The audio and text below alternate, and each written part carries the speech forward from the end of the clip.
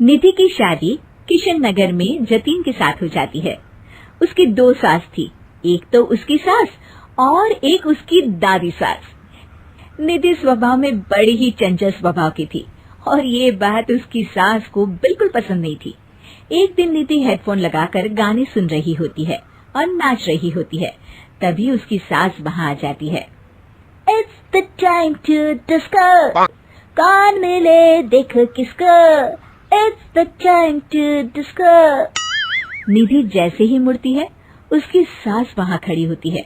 वो अपनी सास को देखकर नाचना बंद कर देती है। मम्मी जी, मैं ना बस थोड़ा। नहीं नहीं बहू, और नाचो, पूरे दिन रात एक कर दो प्रैक्टिस में। क्या है ना, तुम्हें तो डांस इंडिया डांस में जाना है ना। Dance India dance? नहीं नहीं मम्मी जी, वो तो मैं बस ऐसे ही। हाँ हाँ पता है, तुम ऐसे ही ठुमके मार रही हो, नाश्ता तो बना रही है अब तक। ओह, बस मम्मी जी, मैं जा ही रही थी बनाने। तभी वहाँ निधि की दादी सास आ जाती है। अरे बहू, जरा मेरे कमरे में तो चल, तेरा चश्मा नहीं मिल रहा है। माँ जी, चश्मा मिलेगा भी कैसे, वो तो आपने अपने सर पर लगा रखा है। भूल गई थी मैं।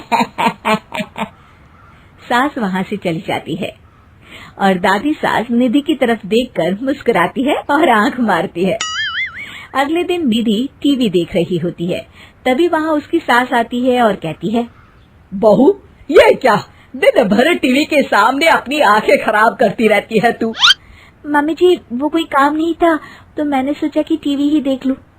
अच्छा, काम नहीं था, कोई नहीं, रात में घर में कुछ रिश्तेदार आ रहे हैं, उनका खाना बनाना है। चलिए बहुरानी जी। हैं? कितने लोग आ रहे हैं मम्मी जी? यही कोई 10-12 लोग होंगे। अभी से ही लग जाओ काम पर, समझी। उनकी खातिरदारी में कोई कमी नहीं रहनी चाहिए। सास वहाँ से चली जाती है। बाप रे, 10-12 लोग, इतने लोगों का खाना, इतना खाना तो एक साथ मैंने कभी नहीं बनाया। निधि रसोई में जाती है और सब्जी काटना शुरू करती है। सब्जी काटते हुए काफी वक्त बीत जाता है। तभी उसकी सास आती है।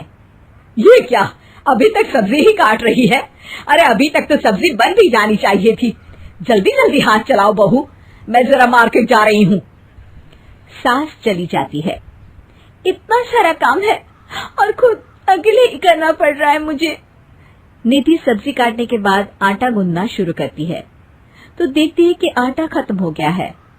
आटे के पैकेट ऊपर वाले स्लैब में रखे हैं। ओफो, एक काम और बढ़ गया।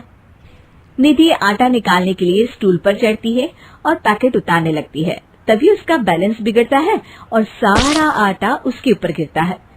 हे भगवान, मर गई रे, ये तो सारा आटा ही गिर गया। अब क्या करूं? आज तो सासू माँ से बहुत डांट पड़ेगी। तभी उसकी दादी सास को रोने की आवाज आती है और वो रसोई की तरफ आ जाती हैं।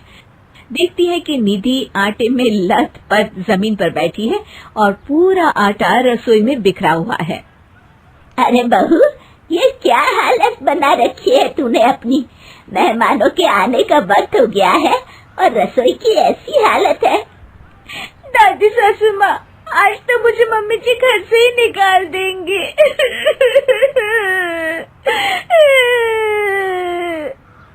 ओफो, रोना बंद भी करो और जल्दी से सफाई शुरू करो।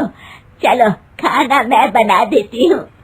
निधि सफाई में लग जाती है और दादी सास झटपट सारा खाना बना देती है। रात में सारे मेहमान खाने पर बैठते हैं। लीजिए ना, आज तो सारा खाना हमारी बहू ने बनाया है।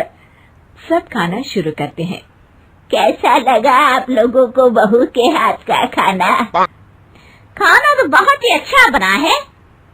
हाँ हाँ, और ये पालक पनीर तो बहुत ही अच्छा है। ये सुनकर निधि बहुत खुश हो जाती है और अपनी सास की तरफ देखती है तो देखती है कि उसकी सास तो कुछ भी खा ही नहीं रही होती। अरे मम्मी जी, आप लीजिए ना, मैं परोसती हूँ आपको। ये लीजिए पालक पनीर और ये लीजिए रोटी। सास जैसे ही खाने का निवाला खाती है तो अपनी बहू की तरफ देखती है कैसा बना है खाना मम्मी जी? सास दादी सास की तरफ देखती है। अब बहुत अच्छा खाना बना है। दादी सास समझ जाती है कि उसकी बहू को पता चल गया है कि खाना उन्होंने बनाया है, और निधि ये सोचकर घबरा रही होती है कि अब उसकी सास उसका क्या हाल करेगी। सारे मेहमान चले जाते हैं। बहू, तुम्हें शर्म नहीं आती? सारा खाना तुमने सासू माँ से बनवाया? नहीं मम्मी जी, वो दरअसल आटा। तभी दादी सास वहाँ आ जाती है और निधि की बात काटते हुए कहती है, अरे बहू, मेरी थोड़ी सी तबीयत ठीक नहीं लग रही, तू जरा डॉक्टर को तो बुला दे।